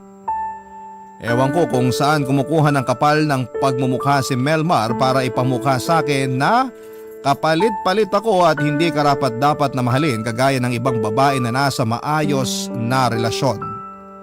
Awang-awa ako sa sarili ko dahil nanliliit po talaga ako, Papa Dudut. Hindi ko rin inakala na siya pa mismo ang magpapamukha at magpaparamdam sa akin ng bagay na yon, matapos nga niyang ibida na ipinagpalit niya ako sa iba. Sa kabila ng lahat, nagpakamartir ako. Makalipas lang kasi ng ilang linggo matapos kong palayasin si Melmar sa bahay namin, dahil sa matinding galit ay pumayag po akong umuwi siya at makisama ulit sa amin. Hinahanap na rin kasi siya ng panganay namin. Nagdesisyon naman ako na huwag ipaalam sa pamilya ko, lalo na sa Lola Janet ko, ang problema naming mag-asawa dahil kung merong mang dapat umayos noon ay kami po yun ni Melmar. Kaya nga kahit mabigat sa dibdib ay sinubukan ko pong makipag-ayos at patawarin ang lalaking nanakit sa puso ko. Kaya lang ewan ko ba, hindi po ako totoong masaya na kahit kasama ko siya ay hindi ako panatag aming kasal. Barangay Love Stories. Barangay Love Stories. Nila kapag mahal mo ang isang tao ay handa kang tiisin ang lahat para lamang hindi siya mawalay sa iyo. Kasama na doon ang mga kakulangan niya at pagkakamali sa nakaraan na pinatawad mo matapos niyang magbalik loob sa iyo at sa pamilya niyo. Ganon po kasi ang eksaktong ginawa ko nang tanggapin ko ulit sa pamilya namin si Melmar, Papa Dudut. Araw-araw ay lagi ko pong kinukumbinsi ang sarili ko na pagsubok lamang ang pinagdaraanan namin. Na balang araw ay mapagtatagumpayan namin ang lahat ng yon nang magkasama at magkahawak ang mga kamay. Lagi rin sa aking sinasabi noon ng Lola Janet ko na para tumibay ang bakal ay idinadaan yon sa apoy. Yun po ang pinanghawakan ko, Papa Dudut. Para isiping magiging maayos din ang lahat sa pamilya namin ni Melmar. Pero aaminin ko na may mga gabi na umiiyak ako. At hindi ko alam kung masyado lang akong nagiging emosyonal o talagang hirap na ako noon sa sitwasyon ko. Alam nyo kasi yung pakiramdam na kasama ko nga si Melmar sa isang bubong, na asawa ko siya sa batas ng tao at Diyos pero parang ang layo naman namin sa isa't isa. Nang mga panahon na yon ay nanlamig na naman sa akin ang mister ko sa hindi ko malamang dahilan. Tinamad na rin akong alamin kasi inabala ko ang sarili ko sa pag-intindi sa mga anak namin. Bukod doon ay nagtitinda na rin ako ng mga pagkain sa umaga para may pera akong panggastos sa mga panahon na hindi nagiging sapat ang kinikita ni Melmar, Papa Dudut. Kaya nga hindi ko na pinagaksayahan ang panahon na alamin ang pinagkakabalahan niya at nang sabihin sa akin ni Melmar ang pasabog niya ay kulang na lang ay gumuho ang mundo ko. Dahilan para masaktan ako ng husto at gustuhin ko po siyang ibaon sa lupa, Papa Dudut.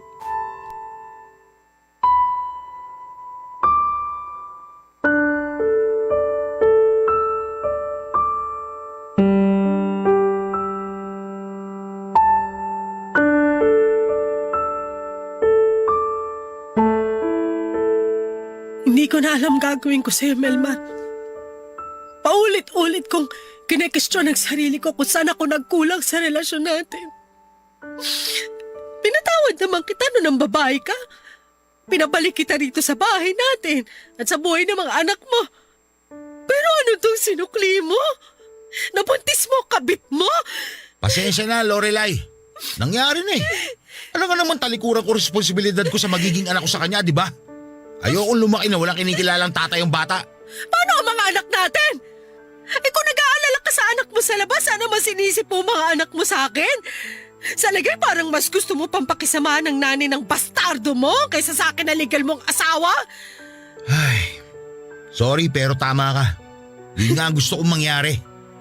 Tingnan mo, napakawalang hiya mo talaga.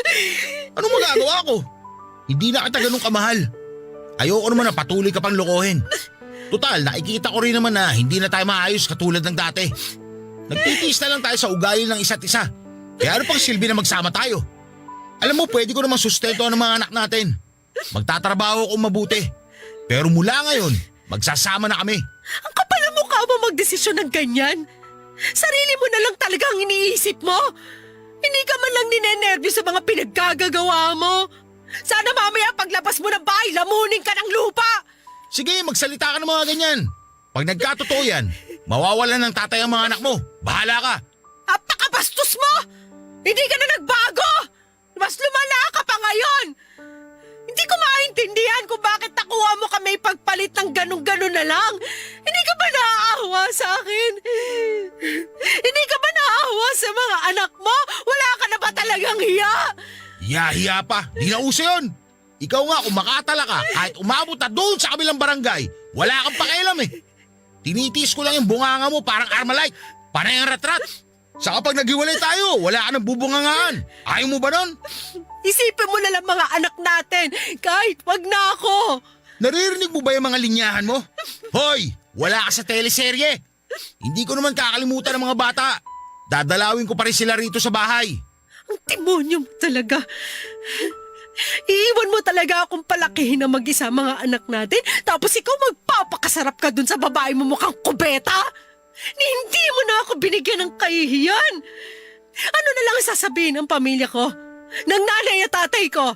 Pinatunayan mo lang na tama sila nang sabihin nilang hindi magiging matiwasay ang pagsasama natin kasi ikaw ang sumpa sa pamilyang to. Ayan ka na naman sa mga pamahiin yung bulok ng pamilya mo eh. Kung may sumpa man dito, yang bunganga mo yon. Kung nananahimik ka lang dyan eh, di sana tapos na itong usapan na to. Mga simpleng bagay, pinapakumplika mo. Kaya tama talaga ang desisyon kong iwanan ka eh. Kasi hindi ko na talaga matiis ang ugali mo. Kung alam ko lang na bungangera kang lintik ka, sana hindi na lang ako nag-aido sa harap ni Mayor. Manahimik ka na! Buisit ka! Mas buisit ka! Makalayas na nga sa lintik na bahay na to. Asiwang-asiwa na ako sa pagbumukha mo. Ay, hindi na ako makapaghintay na gumising sa umaga na walang maririnig na sermon galing sa'yo. Hayop ka, Melmar! Ano bang kasalanan ko? Saan ba ako nagkulang? Bakit ko kailangan masaktan ng ganito?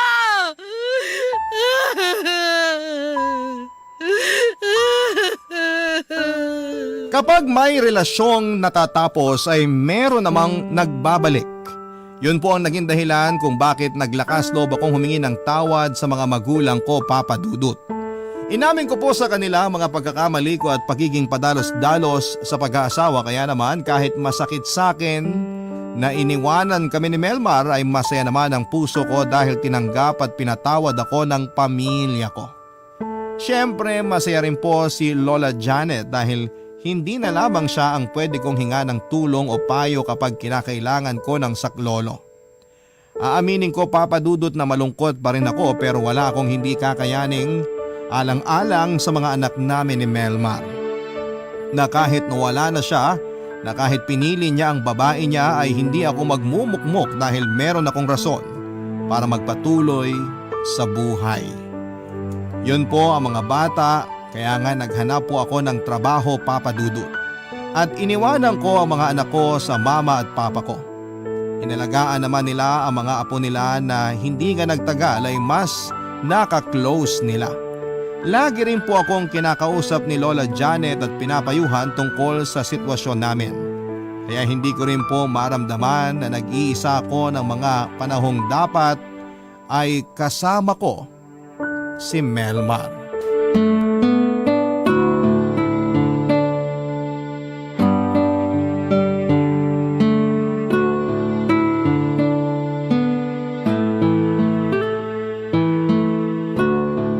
Kumusta ka naman sa bago mong trabaho, Apo? Maayos naman po, La. Masaya po mga kasama ko at nag-e-enjoy po ako.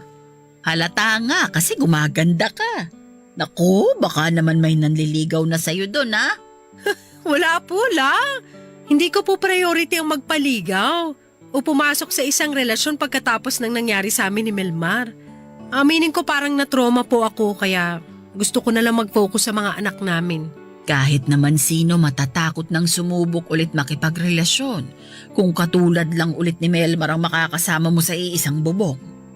Grabe, pinagtanggol ko pa naman ang relasyon ninyo.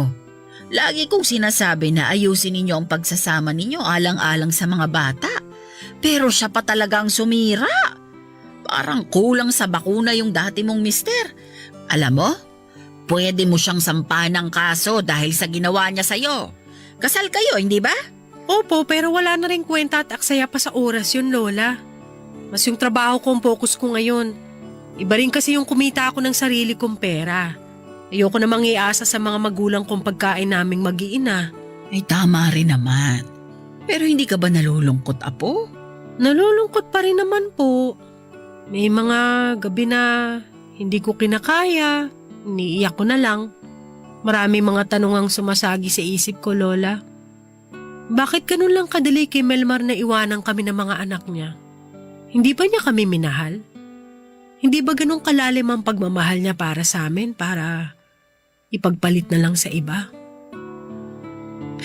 Kaya lang habang iniisip ko po yun, sumasama lang ang loob ko. Kaya sabi ko sa sarili ko, kung ayaw na sa amin ni Melmar, ayaw na rin namin sa kanya. Hindi ko kailangan ng duwag na asawa. Tama yan, Lorelai. Yung mga anak nyo na lang muna ang isipin mo sa ngayon dahil mas importante sila. Ang babata pa nila para maintindihan ng mga pinagdaraanan mo. Pero naniniwala ako na sila rin ang magiging kakampi mo pagdating ng panahon. Hayaan nyo na lang yung si Melmar. Kakarmahin at gagabain din yung taong yan. Bahala na po ang Diyos sa kanya, Lola. Tama! Pero basta kapag kailangan mo kami, nandito lang kami para sa'yo, Lorelai. Hindi mo kailangang solohin ang problema kasi meron kang pamilya na matatakbuhan. Kaya nga maganda na rin na nasa puder kayo ng magulang mo. Sama-sama na ulit kayo. Tayo! Mas nakakabanding ko rin ang mga apo ko sa tuhod. Tama po kayo, La. At sobrang nagpapasalamat ako sa Diyos dahil meron akong pamilya na handang umalalay sa akin sa panahon ng kagipitan. Mabuti na lang hindi pa huli ang lahat. Akala ko kasi hindi na po ako matatanggap ulit ni na Mama at Papa. Kita mo tong bata na to. Pwede ba namang hindi?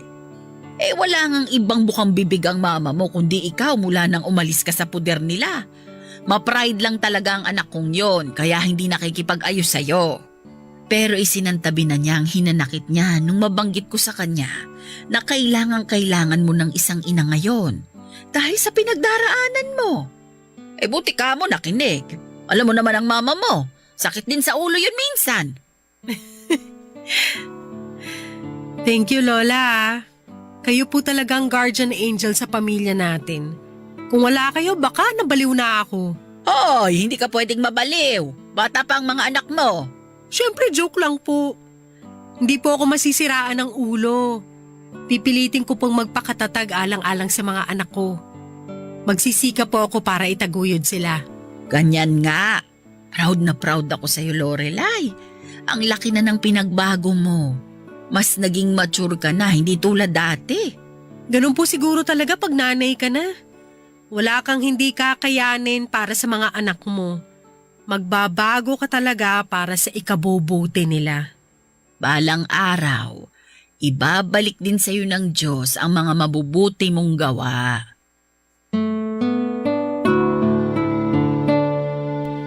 Siguro nga po ay blessing in disguise ang paghihiwalay namin ni Melmar ng ganon kaagad dahil hindi ko na kinakailangang maghirap ng matagal na kasama siya.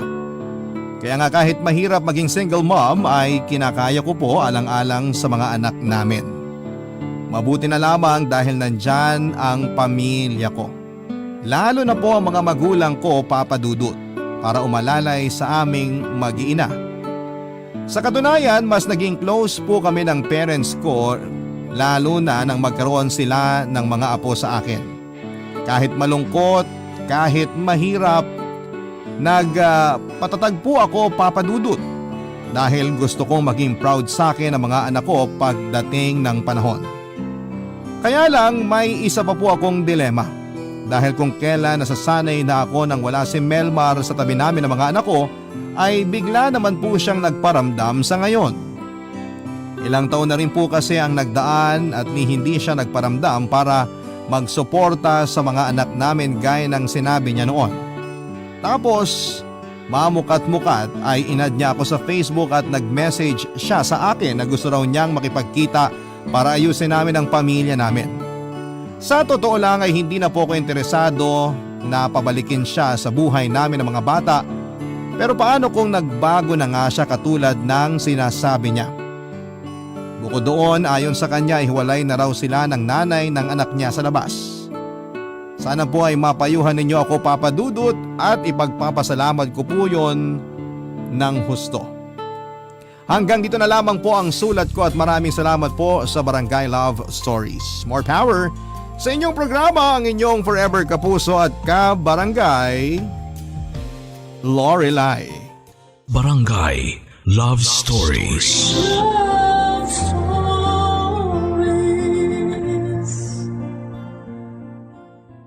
Barangay LS 97.1. 97.1.